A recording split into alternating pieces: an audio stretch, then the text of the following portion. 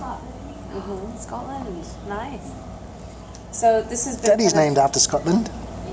This is named, or this has been kind of a long process that we've been going through. It's a world music unit where I gave them an assignment to watch a bunch of videos from different cultural celebrations around the world, and then they needed to choose a culture that they were interested in studying and getting to know more. Mm-hmm. And then they grouped themselves based on which country they were interested in. Okay. So Sebbie's in this group, and then the final project is that they need to create a performance based on the culture that they've been learning about. So how do you feel like it's going with your group? Are you able to? Are you nearly done with your performance? Yeah. Will you be ready to do your performance next week after camp? I hope so too. Can you give a little clue about what your performance is about? What are you doing? Have you defined all your roles yet? Do you know what you're supposed to do? What's your job? Research. So you've been researching. Are you going to play an instrument during the performance, or are you dancing, or are you singing? Yeah. Do you know which one? Is it a drum? Are you playing drum? No, I don't know yet. Not yet. It's been a challenge, I think, for a lot of the groups, because I've given them a lot of freedom in what they're choosing to do and how they're putting the performance together. They can do a movement performance, or they can choose instruments, or they can sing.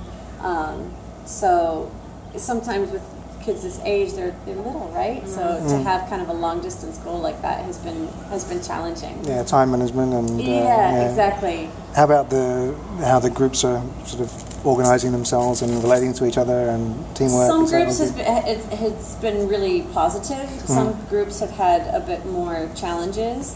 I think, Sebbie, sometimes in your group, do you feel like it's hard for you to focus a little bit when you're working in your group? Yeah.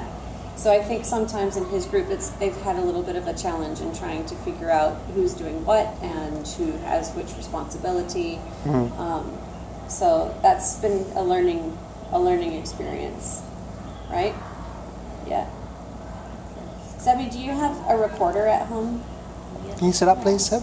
It's like I can't see your face when you're lying down. Yes, sir. Yeah. So after we finish our performances for the World Music Unit, then we're going to do a recorder unit and do a little bit of practicing on how to play the recorder. We did that before. You did that last year, right? Yeah. So we'll be working a little bit more on technique and learning about how to use soft breath and covering all the holes so we don't cause squeaks. And we'll be starting with kind of simple songs and then working progressively more difficult. But it'll be differentiated for students so they can work more in depth on specific songs, or if they just kind of shoot through it, then that's fine as well. I asked a question regarding the sheet music that they'll need to read, obviously. Sebbie, one of the biggest challenges he had because of his dysgraphia was being able to remember notes and his finger. His dysgraphia is remember when you went to see Mr. John Shanahan? Yes. Yeah, and you had your big assessment. And he assessed that you have two things that you find challenging.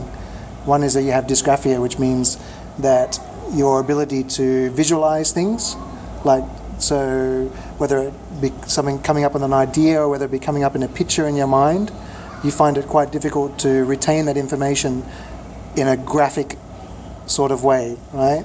Which is why when you want to draw something from memory, like if you want to draw a car, or you want to draw a dinosaur or something like that, you have a hard time, right? But when you're looking at a picture and you can reference that picture and copy it, you can draw really, really well. That's because of one of the challenges that your mind has. So you have the same issue when you try and read music, buddy. That's why you find it really hard to look at the note A, B, C, or D and remember how to put your fingers. So remember what we did last year? Daddy did pictures of the finger holes for you on your music. So then you found it much easier to remember, right?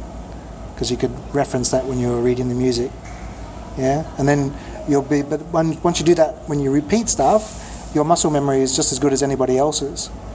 You don't have any issues there, but you've got to repeat stuff a little bit more than some people before you can hold it in your long-term memory.